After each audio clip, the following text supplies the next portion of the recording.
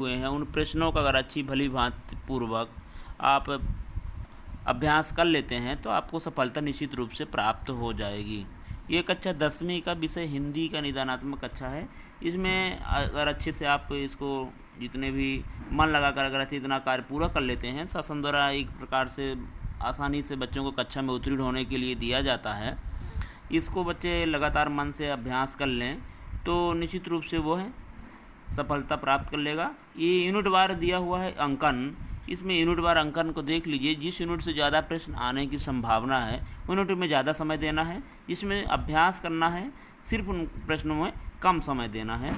इस चीज़ को ध्यान में रखकर पढ़ना है जिससे आपके प्रश्न गलत ना हो और ना ही ऑब्जेक्टिव प्रश्न आपके गलत होने पाएँ। सबसे पहले देख लीजिए पाठ का नाम और उसके लेखक और कवि का नाम, इसको याद करना है। इससे आपका जो गद्यांश और पद्यांश में आप भावार्थ लिखने का आता है वह गलत नहीं होगा। फिर कभी कभी ऑब्जेक्टिव प्रश्नों में ही आ जाता है कि कौन सी विधा है, इसके लेखक कौन है, सिंपल सा प्रश्न आ जाता है। इसलिए संस्कृति जो ये निबंध है भदंत आनंद कौशलायन का नवोदित खाने में, इबादत का है यतीन्द्र मिश्र जी का जो व्यक्ति चित्र है, और एक कहानी है वी मनु भंडारी जी का आत्मकथा है। यशपाल जी का जो व्यंग है ये लखनवी अंदाज वाला पाठ आप लोगों ने पढ़ा होगा। राम वृक्ष बेनीपुरी की बाल गोविंद भगत जी का रेखा चित्र है। स्वयं प्रकाश जी का जो कहानी है। इस प्रकार इन प्रश्नों को जोड़ी बनाने का जब भी आता है तो कभी गलत नहीं होगा। इस अपठित गद्यांश दिया हुआ है, अपठित गद्यांश को अभी नहीं पढ़ते हैं, सिर्फ ऑब्जेक्टिव प्रश्नों का अध्ययन करते हैं। ऑब्जेक्टिव प्रश्नों के पश्चात और निबंध लेखन और अपने जो आवेदन पत्र लेखन है इनका अभ्यास भी करेंगे। सबसे पहले आज सिर्फ ऑब्जेक्टिव प्रश्नों को हल कर लेते हैं। एक एक छोटे छोटे वीडियो के माध्यम से अपन अध्ययन करेंगे। 2 से 3 बार इन वीडियो को देखने के बाद हमारे सारे प्रश्नों का उत्तर बन जाएगा। लेखक कवि परिचय भी आसानी से दिया हुआ है, उसको भी देखेंगे और अच्छी इसको याद करने का प्रयास करेंगे। मेन होता है लिखने का अभ्यास करना। अगर लिखने का अभ्यास आप अच्छी तरह से कर लेते हैं तो आपको अच्छे अंक प्राप्त हो जाते हैं। चलिए आप जो बस 19 प्रश्न में अभ्यास करते हैं, ये गद्य खंड का है, इसमें से देख लेते हैं। सिर्फ ऑब्जेक्टिव प्रश्नों को पढ़ना है। इसके पश्चात अपन काव्य खंड में चलेंगे। नेताजी का चश्मा पाठ की विधा पूछा गया है। इसमें कौन सी है तो कहानी है, आप सबों ने पढ़ा है, कहानी है। स्वयं प्रकाश का जन्म कहाँ हुआ था, इसमें स्पष्ट रूप से पूछा गया है तो मध्य प्रदेश में हुआ था, सबको पता है। स्वयं प्रकाश ने कौन सी पत्रिका निकाला था तो इसमें वसुधा पत्रिका हो जाएगी। इसके पश्चात कैप्टन किसका नाम था तो कैप्टन नाम था, आप किसका नाम था कैप्टन चश्मे वाले का। बहुत बढ़िया, कैप्टन नाम था चश्मे वाले का। नेताजी का कहानी का मूल भाव क्या है, इसको देखिए। मूल भाव पूछ रहा है तो इसमें आपको सबको पता है कि इसमें जो कहानी में तो नेताजी सुभाष चंद्र बोस की मूर्ति लगाई जानी थी और देशभक्ति की भावना इसमें प्रदर्शित किया गया है। कस्बे के चौराहे पर प्रतिमा किसकी लगी थी तो नेताजी सुभाष चंद्र बोस जी की प्रतिमा लगी थी। इन्होंने ही नारा दिया था दिल्ली चलो और तुम मुझे खून दो मैं तुम्हें आज़ादी दूंगा। ये आपने पढ़ा होगा। नेताजी की मूर्ति किसने लगवाई थी तो नगर पालिका द्वारा लगाई गई थी, आपको पता होगा। अच्छी तरह से अगर पाठ आपने पढ़ा होगा तो सारे प्रश्न बन जाएंगे। सुभाष चंद्र बोस की प्रतिमा किस धातु से बनी हुई थी, ये प्रश्न में आया हुआ है तो आपको पता है संगमरमर की मूर्ति बनी हुई थी और 2 फीट ऊंची थी। इसको अच्छी तरह से जब पाठ को पढ़े थे तब हम लोगों ने अध्ययन किया था। हालदार साहब कंपनी के काम से कस्बे से गुजरते थे हर 15वें दिन। अभी त्रैमासिक परीक्षा का प्रश्न पत्र में ही यही प्रश्न आया हुआ था। कैप्टन काम क्या करता था, कैप्टन चश्मा बेचने का काम करता था, ना कि बनाता था। कंपनी से खरीद के और वो अपना बेचने करके अपना जीवन यापन करता था। अगला पाठ में देखते हैं कलम का जादूगर। कलम का जादूगर किसे कहा जाता है तो राम वृक्ष बेनीपुरी जी को किसका कलम का जादूगर कहा जाता है, राम वृक्ष बेनीपुरी जी को। बाल गोविंद पाठ विधा कौन एक प्रकार का रेखा चित्र है।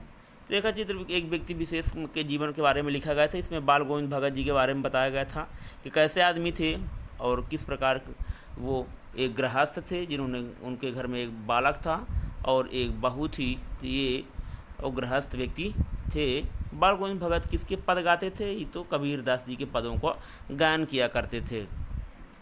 आगे देखिए बाल गोविंद भगत पाठ किस पर प्रहार करता है, ये तो करता है जो पाठ है यह पाठ प्रहार करता है कुरीतियों पर। देखिए उसके बच्चे की मृत्यु हो जाती है फिर भी वो कहते हैं कि आत्मा परमात्मा के पास चली गई है। इसमें बिना मतलब का विलाप करने से कोई भी मतलब नहीं है, फिर भी वो खंजड़ी बजाते रहते थे। प्रश्न आ गया बाल गोविंद भगत गाते समय बजाते थे, क्या बजाते थे? खांजेड़ी। देखिए, एक वाक्य के प्रश्नों में भी ये प्रश्न आ सकते हैं, इनको अच्छे से पढ़ना है। सच्चे साधु की पहचान होती है उसके विचारों से। कोई सभी व्यक्ति है रूप रंग से आप नहीं कह सकते, बड़ी बड़ी जटाएँ जूट रख लेने से साधु नहीं हो जाते, उनके विचार अच्छे होने चाहिए, वही सच्चे साधु की पहचान होती है। भगत जी अपने खेतों में किसकी रोपनी करते थे? रोपा नाम से ही फेमस है। रोपा किसका लगाते हैं अपन? धान का। गेहूं का रोपा होता नहीं है, मक्का का होता नहीं, फूलों का भी नहीं होता। तो रोपाई किसकी की जाती है? धान की जाती है। तो धान की रोपाई भी किया करते थे। कितने वर्ष, इसमें स्पष्ट लिखा है कितने वर्ष की आयु में बेनी प्रीति? तो 13 वर्ष से इन्होंने आयु में क्या किया था? इनकी पत्रिकाओं को छपने लगी थी। इनको अच्छे से पढ़ना, ये प्रश्न अंदर से पूछा गया है, इसलिए 13 वर्ष की आयु से। झूठा सर उपन्यास किसका है? देश की जब देश का विभाजन हो रहा था उस समय झूठा सच 2 खंडों में, यशपाल जी का बहुत फेमस है। यशपाल जी का ये उपन्यास झूठा सच बहुत फेमस उपन्यास है। यशपाल जी का झूठा सच उपन्यास। दादा कामरेड पार्टी कामरेड भी हैं, उनको भी याद रखना, क्योंकि लेखक का जब भी परिचय आता है उसमें 2 रचनाएं पूछी जाती हैं। लखनऊ विद्या पाठ विधा एक प्रकार का व्यंग है। जस्ट पर देखें अपन, उसमें जब भी विधा का नाम याद कर रहे थे। नवाबों को शौक के लिए कौन सा शहर प्रसिद्ध है? लखनऊ जी का। और लेखक देख भी रहे थे अपन, जब नवाब साहब वाला पाठ अध्ययन करते समय लेखक नवाब साहब की कनखियों से देख रहे थे। कैसे देख रहे थे? तिरछी निगाहों से। लेखक भी उनके साथ सहयात्रा कर रहा था, लेकिन कनखियों से, इशारों से उनकी ओर देख रहा था। लखनवी अंदाज पाठ की लेखन शैली कैसी है? तो यह एक प्रकार का व्यंग है, व्यंग्यात्मक शैली में लिखा गया है।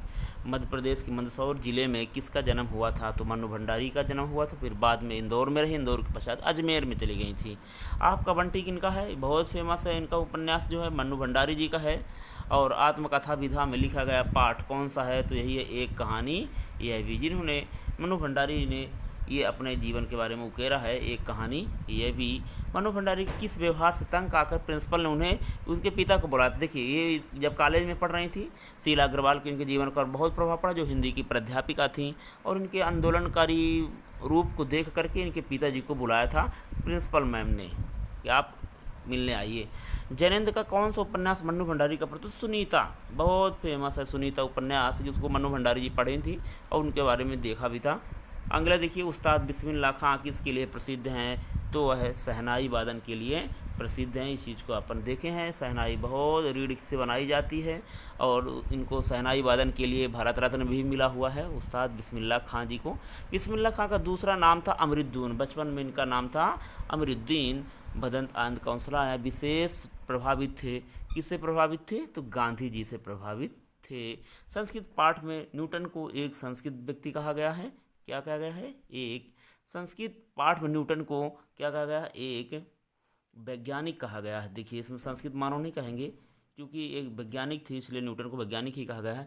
गद्य की विधा नहीं है, इस प्रश्न को देखिए, गद्य की विधा नहीं है तो ना, जो ये आपका दिया हुआ है महाकाव्य, ये विधा नहीं है। खंड काव्य और महाकाव्य में अंतर तो देखते हैं, पर यह विधा नहीं है। उपन्यास सम्राट के नाम से किसको जाना जाता है? तो प्रेमचंद जी को उपन्यास सम्राट को उपाधि दी गई है। यदि गद्य कवियों की कसौटी है तो निबंध गद्य की कसौटी है। यह बहुत प्रश्न निबंध की परिभाषा माताचार्य रामचंद्र शुक्ल का है। तो आज इतना ही देखते हैं, और अगला प्रश्न का काव्यखंड से आप बस इस प्रश्नों को ही अपन अध्ययन करेंगे। चलिए, धन्यवाद सभी बच्चों।